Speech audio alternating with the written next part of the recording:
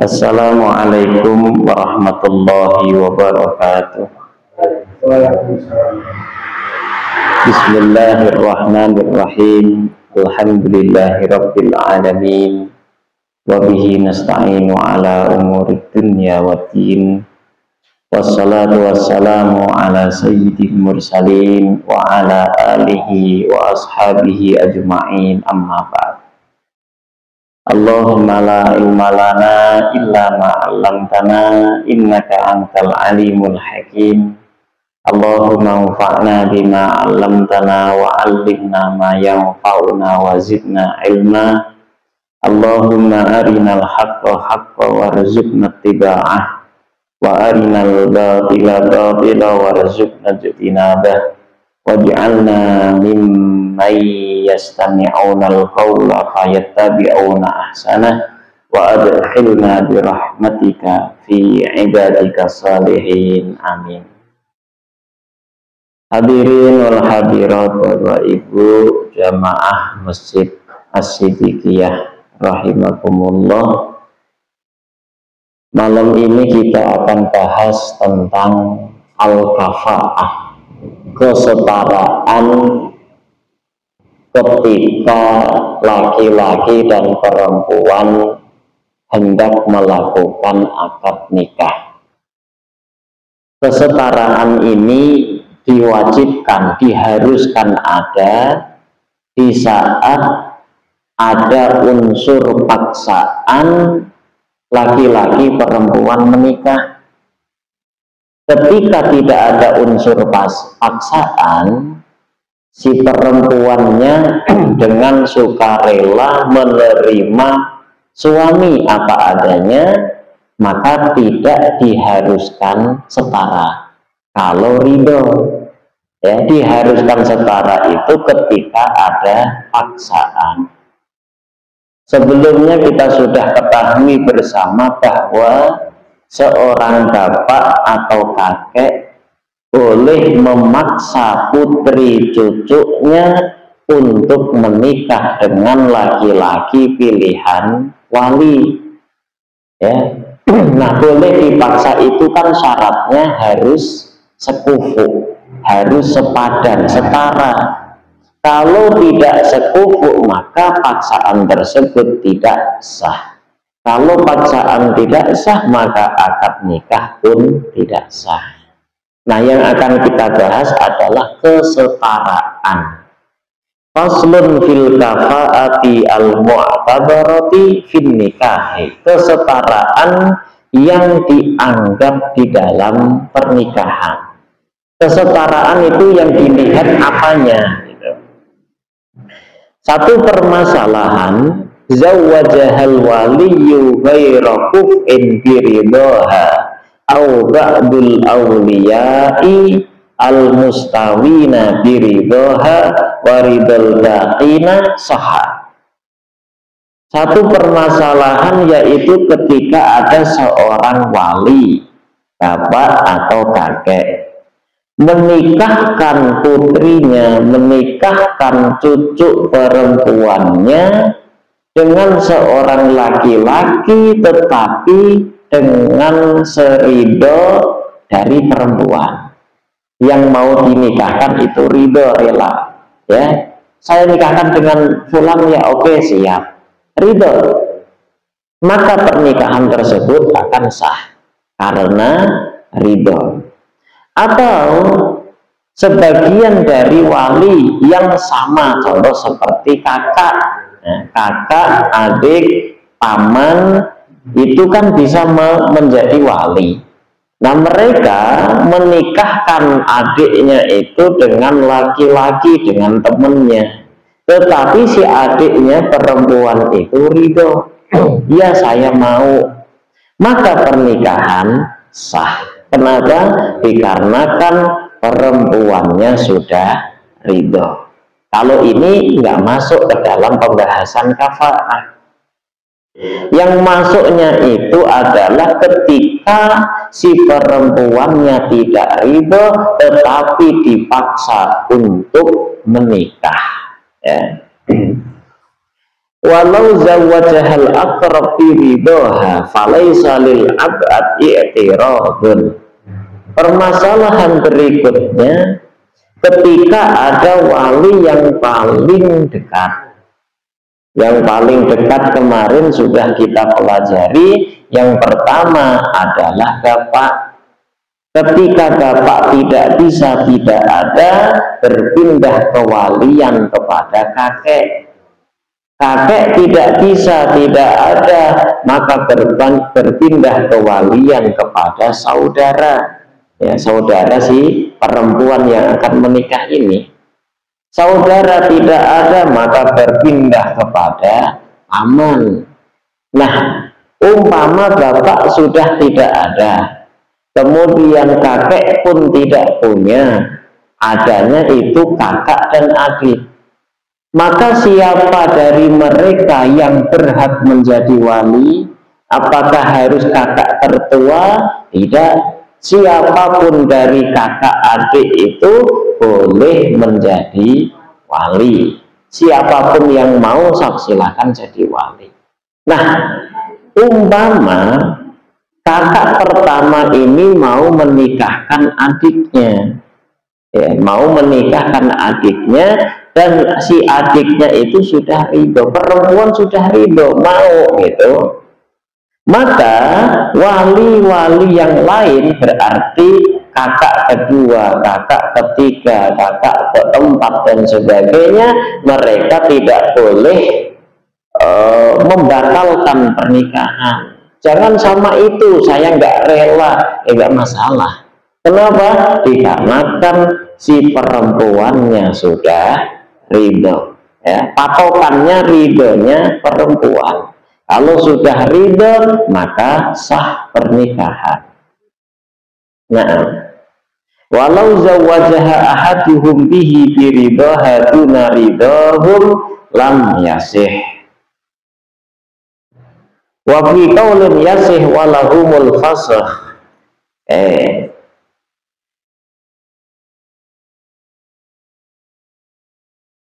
Wa yajril qaulani fi tazwijil abi fikran saghiratan aw balighatan ghaira kuf'in bi ghairi ridaha fa fil adhari batilun. Ketika ada seorang bapak atau seorang kakek yang namanya wali mujbir, wali yang boleh memaksa anaknya, putrinya menikah dengan laki-laki pilihan dia, selama si laki-laki itu setara, sekufu dengan wali, maka sah pernikahan. Tetapi umpama ada seorang bapak, ada seorang kakek menikahkan putrinya, cucunya yang masih perawan, ternyata dinikahkannya dengan laki-laki yang tidak setara, dinikahkannya dengan laki-laki yang tidak sekufu, maka menurut pendapat yang azhar, pendapat yang paling unggul dalam madhab Syafi'i, pernikahannya tidak sah. Nah, nanti kesetaraan dihitung dari mana, ya? Nanti setelah ini ada. Pokoknya mereka tidak setara, maka pernikahan tidak sah. Karena syarat menikahkan paksa harus setara. Ada pendapat yang kedua, pernikahannya sah, pernikahan sah, tetapi nanti setelah sah pernikahan, setelah tahu si perempuan, loh kok saya dinikahkan dengan laki-laki yang tidak setara sama saya, maka ketika si perempuannya itu sudah balik, udah dewasa, si perempuan itu boleh milih antara membatalkan pernikahan atau melanjutkan. Kalau si anaknya, perempuannya masih kecil, belum balik, udah dinikahkan paksa, ternyata laki-lakinya tidak setara, maka si perempuan ini nunggu sampai balik. Setelah dia balik, nanti suruh milih apakah mau dibatalkan pernikahan atau dilanjutkan pernikahan. Kemudian permasalahan lagi, walau talabat man la waliyalaha an yuzawwijaha sultan bighairi kuf'in.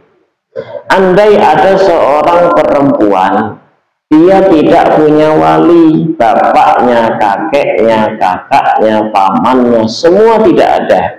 Dia tidak punya wali, punya cuma ibu, adik, kakak perempuan, tidak bisa menjadi wali mereka karena perempuan.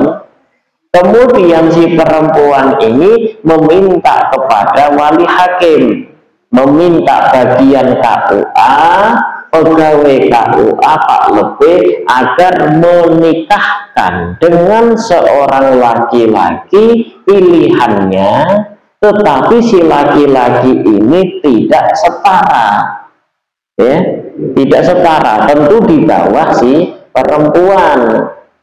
Maka akhirnya si sultan atau si pegawai KUA Pak Lebih menikahkan, mengakadkan nikah dua orang ini. Maka pernikahan mereka tidak sah. Ya, bighairi kuf'in fafa'ala lam yasihha. Pernikahannya tidak sah. Kenapa? Karena seorang wali Pak Lebih pegawai KUA ketika menikahkan wajib mereka harus setara. Ya, laki-laki perempuan ini harus setara. Kalau tidak, maka tidak sah pernikahannya. Berbeda dengan wali. Kalau wali, kalaupun tidak setara, yang penting ridho, sah. Tapi kalau KUA tidak boleh, harus setara. Nah, sekarang nih pertanyaan, yang dilihat bisa dijadikan kesetaraan, timbangan sama laki dan perempuan itu apa? Ada beberapa timbangan kesetaraan. Yang pertama adalah salamatun minal uyub al-muthbitah lil khiyar. Kesetaraan itu dilihat dari selamatnya seseorang dari aib, yang mana aib cacat tersebut memperbolehkan pasangan suami istri membatalkan pernikahan. Ya, dulu pernah kita bahas ini.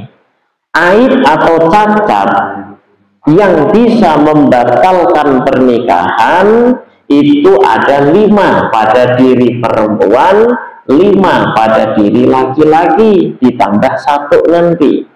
Apa itu 5 pada diri perempuan dan laki sama? Yaitu yang pertama junun, gila.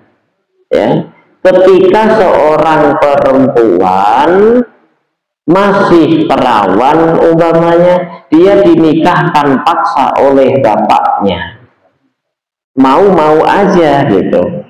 Taunya ternyata si laki-lakinya itu orang gila gitu, punya penyakit gila, maka ini tidak setara. Nah, ketidaksetaraan ini menjadikan akad nikah tidak sah, karena satunya normal, satunya gila. Yang kedua adalah al-baros. Baros itu penyakit kusta. Kusta itu satu penyakit kulit yang menjadikan kulitnya memutih. Itu penyakit kusta. Udah dinikahkan, ya, dinikahkan, tetapi si laki-lakinya itu punya penyakit kulit kusta ini. Ya, pas dilihatnya, loh kok begitu suami saya, gitu. Si perempuannya terus tidak ridho, nggak rela kalau aku dinikahkan dengan orang itu. Maka pernikahan ketika dilanjutkan menjadi tidak sah. Karena tidak setara, satu normal tidak berpenyakit kusta, satunya punya penyakit kusta. Maka kalau dipaksakan, maka menjadi tidak sah. Yang ketiga judan. Judan itu satu penyakit yang kulit itu memutih, kemudian dia itu kering dan pada rontok. Itu namanya judan, lepra. Lepra itu juga bisa menjadikan rambut rontok semua, jadi botak. Itu lepra. Maka ketika si laki-lakinya punya penyakit lepra, dipaksa menikah si perempuan ini, maka pernikahannya menjadi tidak sah. Nah, ini aib atau cacat yang ada pada diri salah satu mempelai itu menjadikan akad nikah tidak sah ketika ada unsur paksaan. Kenapa tidak sah? Karena tidak setara. Satunya normal, satu berpenyakit, gitu ya. Nah, ini timbangan kesetaraan.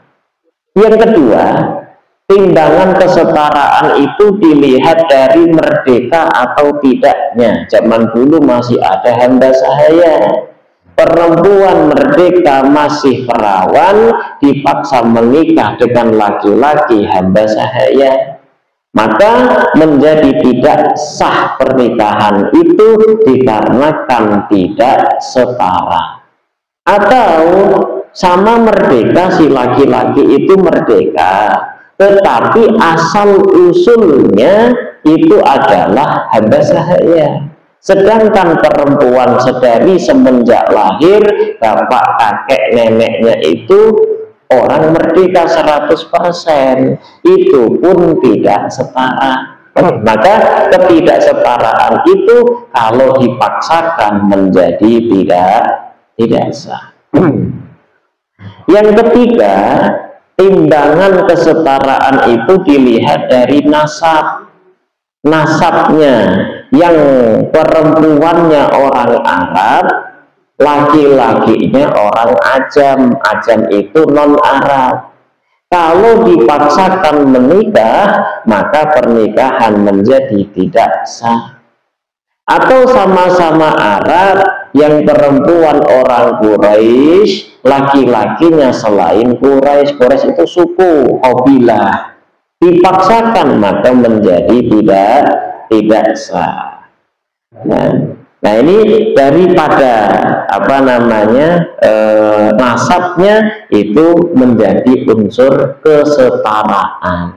Makanya di Indonesia sering kita dengar kalau perempuannya itu syarifah, ada istilah syarifah. Syarifah itu masuknya ke cucunya Nabi, ya, syarifah. Perempuan syarifah menikah dengan ahwal. Ahwal itu orang biasa kayak kita gini.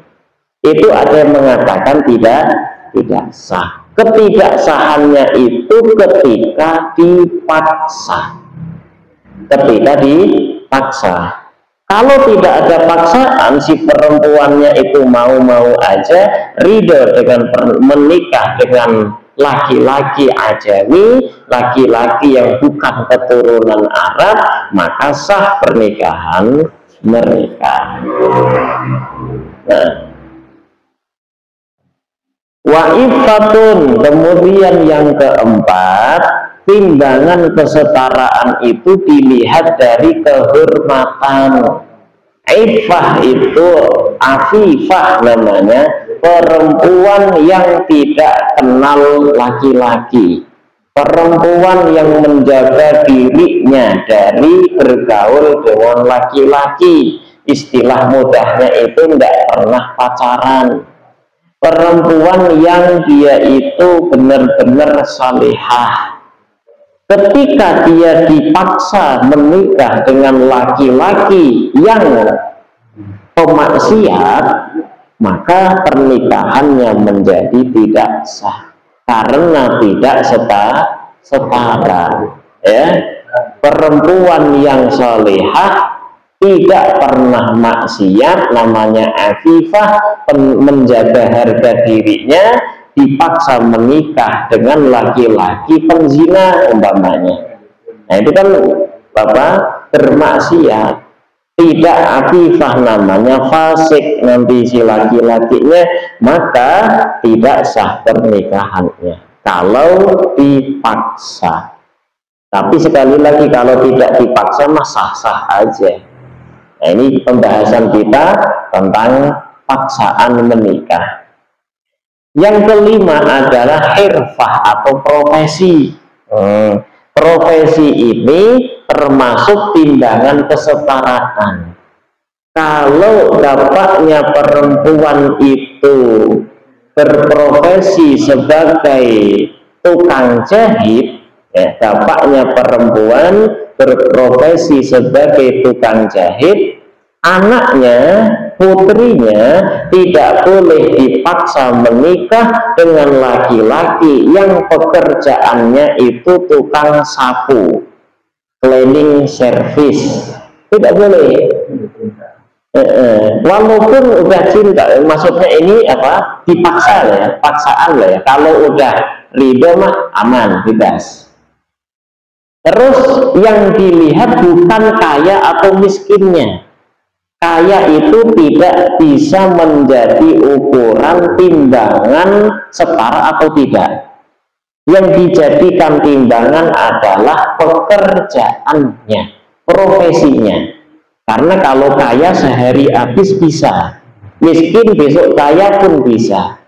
Yang dilihat adalah apa, profesinya, pekerjaannya itu.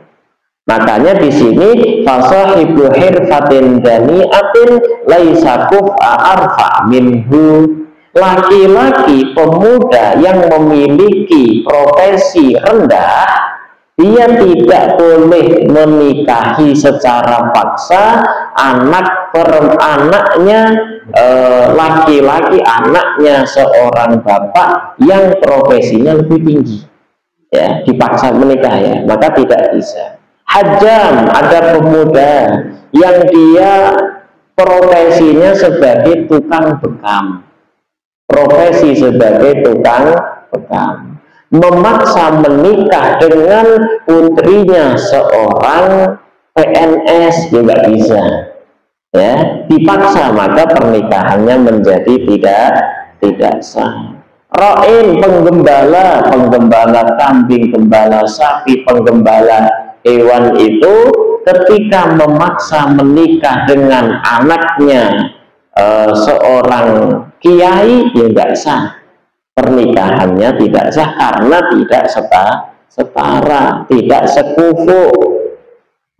Wala fayyatun binta tajirin, ketika ada laki-laki profesinya sebagai tukang jahit ya, tukang jahit, maka dia tidak boleh memaksa menikah dengan putrinya seorang tajir, dengan putrinya seorang pengusaha, karena mereka tidak setara. Yang dilihat bapaknya, ya, walinya. Yang dilihat wali bukan si perempuan itu sendiri. Walinya apa, profesinya, nah itu kelihatan. Walahuma binta alimin wa qadin, ketika ada seorang pemuda, dia profesinya sebagai pengusaha atau profesinya sebagai tukang kain, jual beli kain, mereka dua orang ini tidak boleh memaksa menikah dengan putrinya alim, seorang kiai, seorang ustadz, tidak bisa. Atau putrinya qadhi, hakim, putrinya presiden, ya tentu tidak bisa. Nah, ini dilihat juga dari segi profesi. Wal asah annal yasar la yu'tabar, kayanya seseorang itu tidak bisa menjadi timbangan setara atau tidak, karena tadi kaya itu bisa langsung habis jatuh miskin, bisa orang miskin esoknya menjadi kaya. Jadi bukan sebagai timbangan, timbangannya itu adalah profesi. Walaysa lahu tazwiju banihi shaghir amatan, seorang bapak dia tidak boleh menikahkan putranya yang masih kecil, belum balik, dinikahkannya dengan hamba sahaya, dengan perempuan hamba sahaya, maka tidak boleh. Wakadha ma'ibatan alal madhabi, begitu juga ketika orang tua menikahkan putranya yang masih kecil, dinikahkan dengan perempuan yang cacat. Ini yang masih kecil, ya, kalau sudah balik nanti dia akan milih. maka boleh dan sah nikahnya anak yang masih kecil belum balik, sah nikah mereka asalkan memenuhi syarat, yaitu si mereka itu sepupu atau setara, kemudian tidak cacat, ya, tidak ada aib di antara mereka, sama-sama normal. Wa yajuzu man la tukafi'uhu ibakil khisal fil asahi. Nah, itu kita berbicara tentang kafaah atau kesetaraan antara suami istri. Kesetaraan ini nanti akan berguna ketika terjadi paksaan menikah. Kalau tidak ada unsur paksaan, maka sah pernikahan mereka walaupun tidak setara. Kecuali satu, yaitu ketika yang menikahkan adalah sultan atau pegawai KUA atau Pak Lebay. Nah, kalau yang menikahkan itu sultan, pegawai KUA, Pak Lebay itu di sana tidak ada wali, maka disyaratkan harus setara. Kalau tidak setara maka tidak sah. La yuzawwiju majnunun shaghirun wa kadza kabirun illa lihajatin fawahidatan. Ketika kita memiliki anak umpamanya atau saudara, kita jadi walinya, tetapi si anak saudara ini gila, gitu.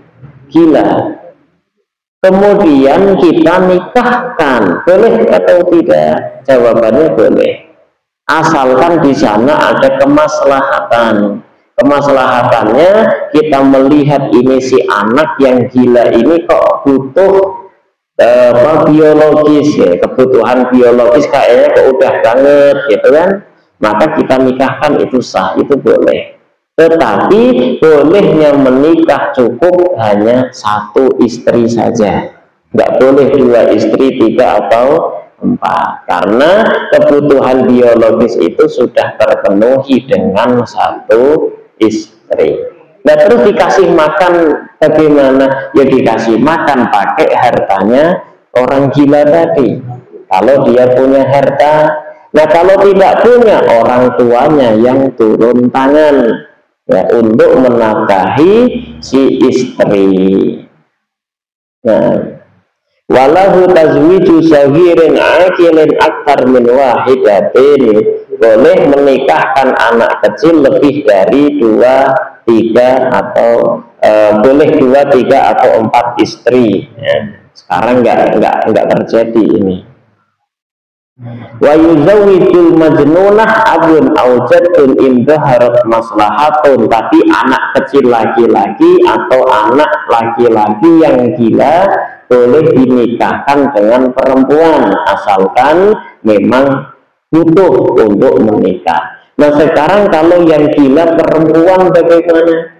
Boleh enggak si bapaknya menikahkan kepada seorang laki-laki? Jawabannya juga boleh, asalkan ada kemaslahatan, si perempuan itu butuh menikah.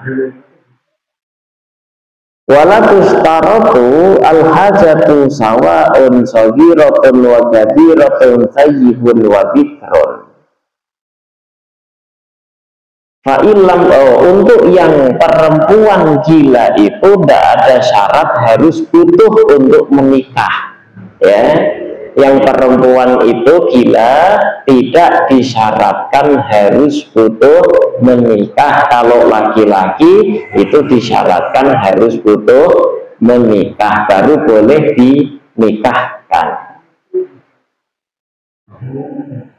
Fa'in balagat zawwajaha sultan fil asahi, ketika perempuan yang gila tidak memiliki wali, tidak ada bapak, tidak ada kakek, tidak punya wali, maka sultan atau Pak Lebay boleh menikahkannya, tetapi dengan syarat harus butuh.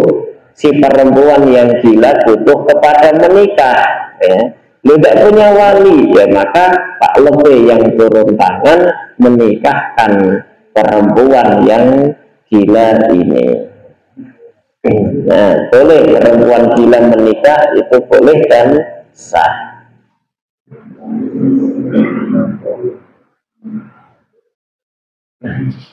Wayan kihu bimahril misli walau nakahas safihu bila ibnin fabatilun. Ini orang safih saat ini sudah tidak berlaku ya, di zaman kita sudah tidak ada. Zaman dulu itu ketika ada orang udah dewasa, punya harta banyak, kemudian dibuang-buang begitu saja, uangnya dibakar, itu namanya safih. Nah, orang safih yang seperti itu oleh hakim itu disita seluruh hartanya. Nanti butuh makan, butuh apa, itu hakim yang akan turun tangan membelikan kebutuhannya. Artinya si safih ini tidak boleh membelanjakan hartanya sendiri. Nah, kalau orang sekarang itu kan beralibi, ini kan hak saya ya. Saya punya uang, mau saya apain pun hak saya. Orang sekarang, zaman dulu atau di dalam Islam ada aturan. Kita manusia yang memiliki harta tidak boleh kita buang sia-sia. Tidak boleh, hukumnya haram. Kalau kita tetap melakukannya, maka hakim akan menyita seluruh harta kita. Kita tidak boleh membelanjakannya sendiri secara cash. Begitu juga orang yang memiliki hutang banyak, hutangnya itu melebihi harta yang ia miliki. Istilahnya orang bangkrut, muflis dalam fikihnya. Orang yang muflis hutangnya lebih banyak dibanding hartanya, itu oleh hakim di mana seluruh hartanya nanti disita hakim. Si muflis ini butuh makan, hakim turun tangan membelikan makanan. Butuh makan sekian, udah beliin nasi kasih, ya, tidak dikasih uang, tidak. Nah, itu dalam Islam diatur. Kalau zaman sekarang kan enggak, ya. Zaman sekarang tidak ada penghajaran atau penyitaan semacam itu. Nah, umpamanya ada orang yang muflis tadi, hutangnya lebih banyak daripada hartanya, udah disita oleh hakim seluruh hartanya, tetapi dia butuh menikah. Maka bagaimana, apakah tetap menikah atau tidak? Boleh dia menikah. Ya, diperbolehkan dia menikah asalkan tadi semua yang dia keluarkan itu atas izin hakim. Nah, sekarang tidak ada semacam itu, tidak ada. Oh, udah beda. Nah, beda zamannya.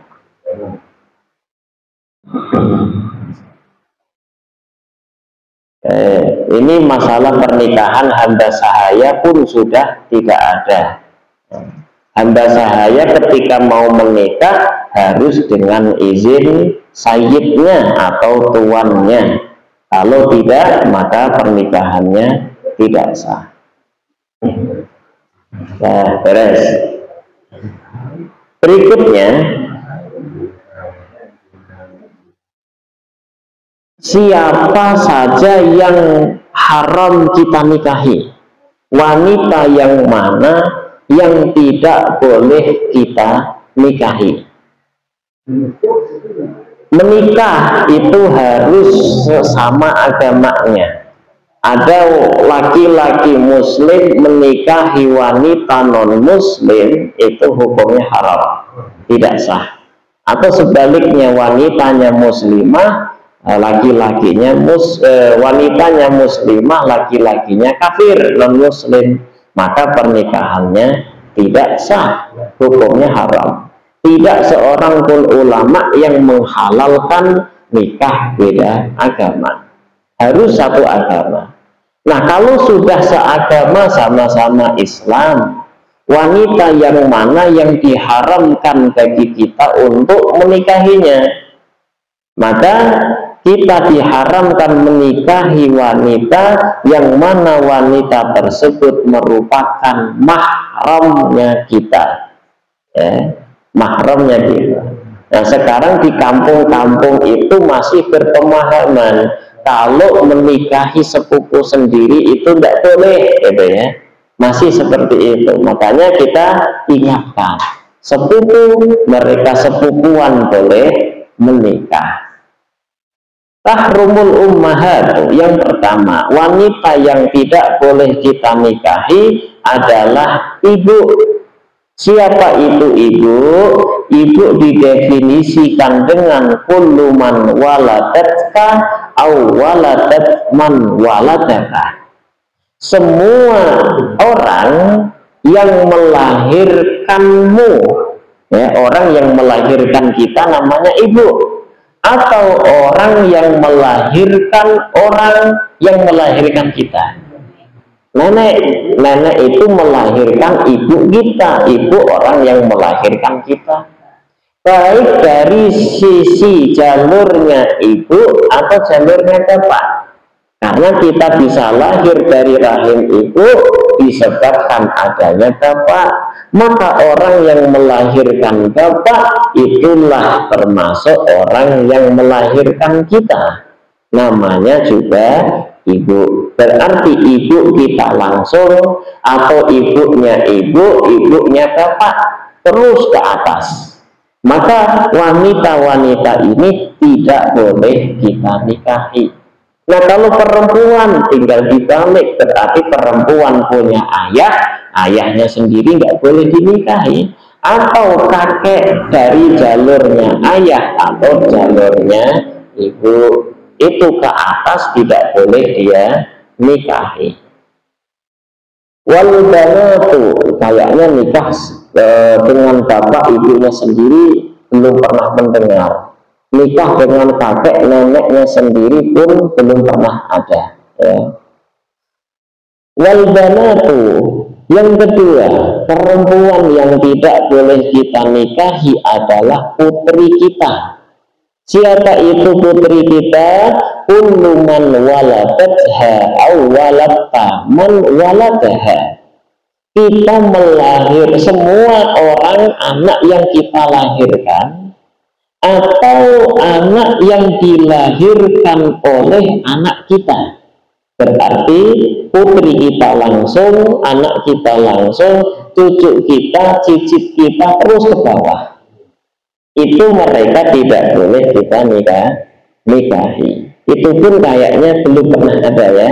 Seorang bapak menikahi putrinya, cucunya, cicitnya belum pernah ada. Qultu wal makhluqatu min zinahu tahillu lahu. Nah, ini dalam madhab Syafi'i, anak hasil zina boleh dia nikahi. Anak hasil zina boleh dia nikahi. Karena apa? Dikarenakan anak hasil zina secara syariat Islam itu bukan anaknya. Walaupun betul anak biologis, tetapi secara Islam tidak sebagai anak. Nasabnya tidak ke bapak. Karena apa? Ini patokan anak zina itu ketika terjadi uluqah atau pembuahan menjadi embrio, itu tidak dalam pernikahan, belum menikah, maka itu disebut sebagai anak zina, ya. Nah, anak zina ini boleh dinikahi oleh bapak biologisnya dalam mazhab Syafi'i. Cuma ini nanti ada permasalahan, yang permasalahan ini belum diketahui zaman dulu, diketahuinya zaman sekarang. Enggak akan ada penyakit, lupa namanya penyakit apa. Penyakit ini akan timbul ketika terjadi pernikahan antara bapak dengan anak atau sedaging, ya, pernikahan sedarah daging. Nah, ketika mereka itu bersenggama jadi anak, si anaknya ini nanti akan muncul satu penyakit. Nah, nanti dicari namanya apa, lupa saya. Nah, ini kan madorot ya, ini mafsadah, kerusakan. Tapi dalam mazhab Syafi'i diperbolehkan bapak yang menzinai anak hasil zina dinikahi oleh bapak biologisnya. Wa yahrumu 'alal mar'ati waladuha min zina. Tetapi ketika anak hasil zinanya itu laki-laki, dia tidak boleh menikahi ibunya sendiri. Nah, anak hasil zina yang perempuan boleh dinikahi oleh bapak biologis, tetapi ketika anak zina itu laki-laki, dia tidak boleh menikahi ibunya. Ya. Wal akhawatu yang ketiga yang diharamkan untuk kita nikahi adalah saudari kita, dan juga putrinya saudari kita. Saudara kita punya kakak, punya adik perempuan, tidak boleh kita nikahi. Terus adik kakak kita memiliki putri, berarti keponakan, itu juga tidak boleh kita nikahi. Wal ammatu wal kholatu, adik kakaknya bapak kita namanya ammah, bibi, itu tidak boleh kita nikahi. Kemudian kholat, adik kakaknya ibu kita, itu pun mereka tidak boleh kita nikahi. Nah, terus kalau istrinya paman gimana? Ya, bapak saya punya kakak, kakak laki-laki menikah dengan perempuan. Itu kalau di Indonesia kan bibi manggilnya. Nah, si kakaknya bapak saya meninggal, saya menikahi bibi saya tadi, boleh atau tidak?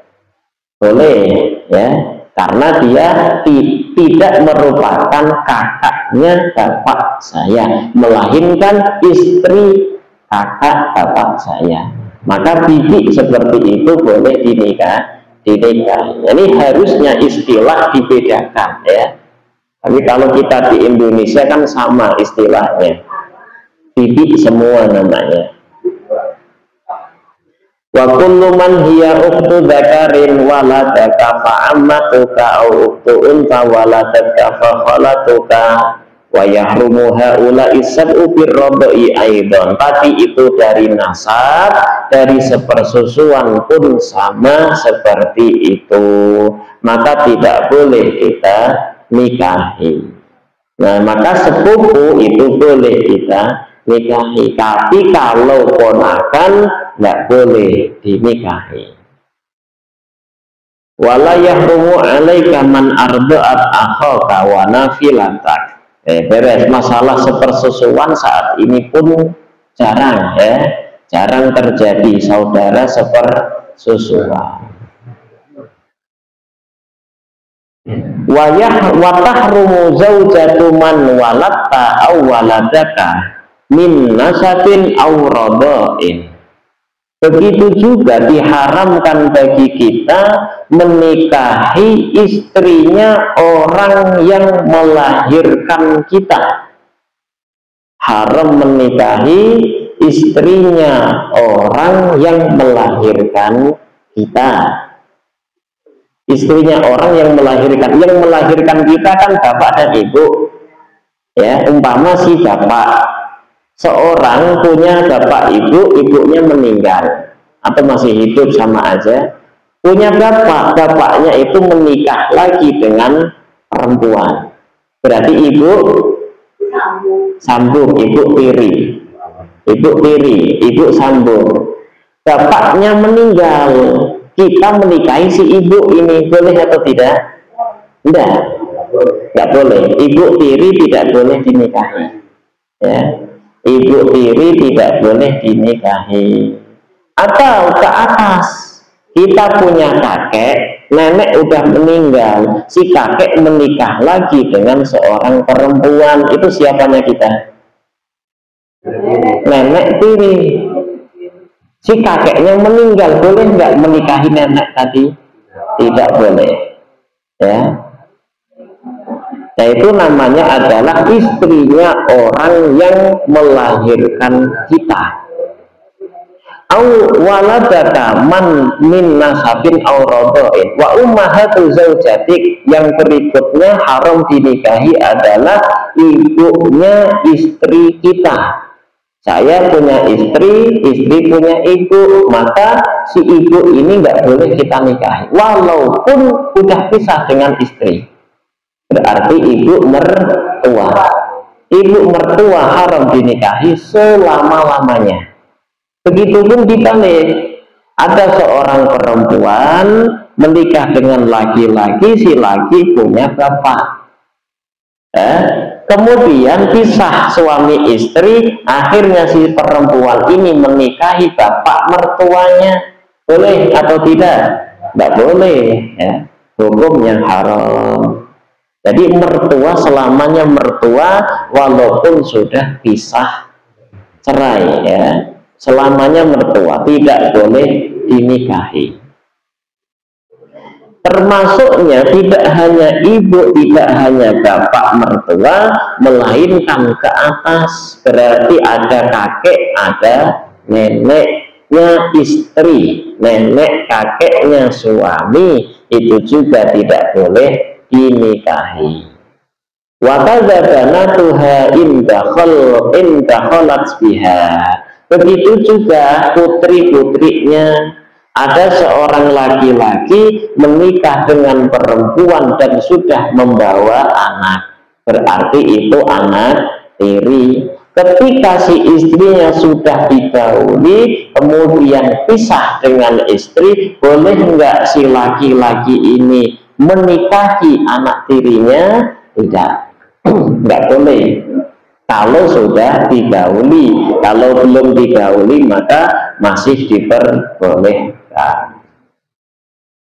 Nah, itu orang-orang yang tidak boleh kita nikahi. Selain yang sudah kita sebutkan tadi, maka mereka boleh dinikahi. Termasuk sepupu boleh dinikahi, istrinya paman boleh kita nikahi.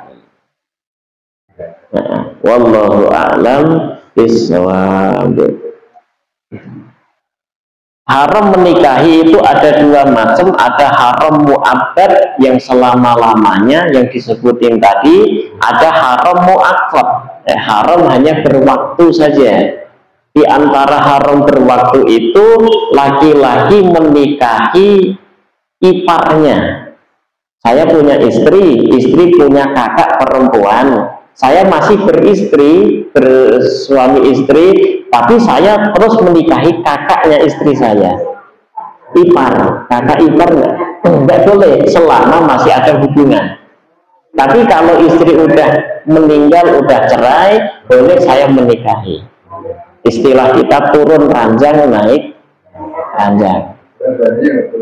Dua-duanya bareng tidak boleh. Haram, tapi haramnya berwaktu. Atau menikahi seorang perempuan bersama itu menikahi bibinya, itu pun tidak boleh. Atau menikahi nenek, neneknya jelas tidak boleh, bareng ya. Umpama ada, nah itu namanya haram yang mu'aqqad, haram yang berwaktu.